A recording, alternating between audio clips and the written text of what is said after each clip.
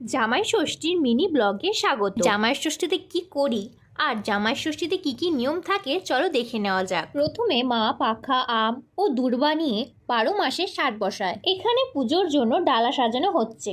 ষষ্ঠীর ডালাতে 1 ছড়ি কলা, 5 ফল, জামরুল, খেজুর, করম চা, কাঁচা ছোলা, হাতে তৈরি তীর, ধনুক, পাখা, সুতো, দই, মিষ্টি থাকে। আমাদের 2টো ডালা ছিল, কারণ একটা আমাদের জন্য আর একটা দিদি আর জামাইদার জন্য। ষষ্ঠী করা হয় বটপাকুড় গাছের তলায়, কিন্তু আমাদের এই দিকে গাছের তলা না থাকায় বটপাকুড়ের ডাল ভেঙে বটপাকুড় তলা তৈরি করেছিলাম। ষষ্ঠীতে বেশি কিছু আয়োজন থাকে না। পান, কলা, সুপুরি দিয়ে ষষ্ঠীর ঘট বসানো হয়, আর তার সামনে 1 ছড়ি কলা, 5 ফল, নৈবেদ্য, কাটা ফল আর ভুজি। আরেকটি পাত্রে পান, সুপুরি, বাতাসা, তেল, সিঁদুর আর পুষ্পপাত্রে পঞ্চশস্য, আতপ চাল, চন্দন, ফুল, দূর্বা, বেলপাতা থাকে।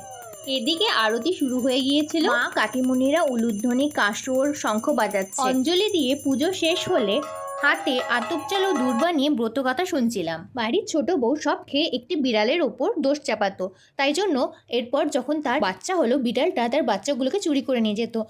তাই মনের দুঃখে ছোট বউ চলে গিয়েছিল বনে। সেখানে গিয়ে মা ষষ্ঠীর সঙ্গে তার দেখা হলো এবং সে তার দুঃখের কথা মাকে বলল।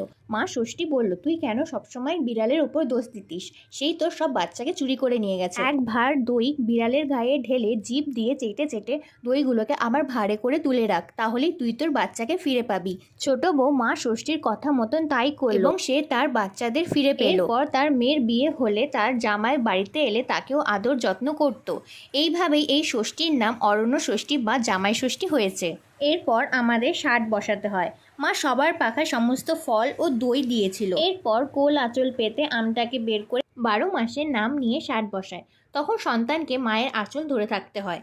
ষাট বসানো শেষ হলে বটপাকুড় তলায় দিয়ে দিতে হয়। জল দিয়ে 3 বার ঘুরিয়ে বটপাকুড় তলায় হাওয়া দিয়ে সবাইকে হাওয়া দিতে হয়। মার হয়ে গেলে একে একে মেজো কাকিমুনি, সেজো কাকিমুনি ও ছোট কাকিমুনি গেল, আর মা সবাইকে নিয়মগুলো বলে দিচ্ছিল। এরপর ষষ্ঠী তলায় বটপাকুড় গাছে 2.5 প্যাচ সুতো ঘুরিয়ে হাতে পরার জন্য মা দূর্বা দিয়ে সুতো তৈরি করছিল। এরপর গাছে আমদই ঘষে সবাইকে দইয়ের ফোঁটা দিল। এরপর তেল সিঁদুর দেওয়ার পালা শুরু হলো। পূর্ব দিকে দাঁড়িয়ে সিঁদুর পড়তে হয়। নতুন বউকে দিয়ে মা সিঁদুর পরানো শুরু করলো। এই সিঁদুর খেলা পর্ব অনেকক্ষণ চলেছিল। শেষে লাইন ধরে দাঁড়িয়েছিল সিঁদুর পরার জন্য। এরপর এইভাবে আমাদের আম খাওয়ানো হয়। মা হাতে সুতো বেঁধে দিল, চরণামৃত নিয়ে নিলাম।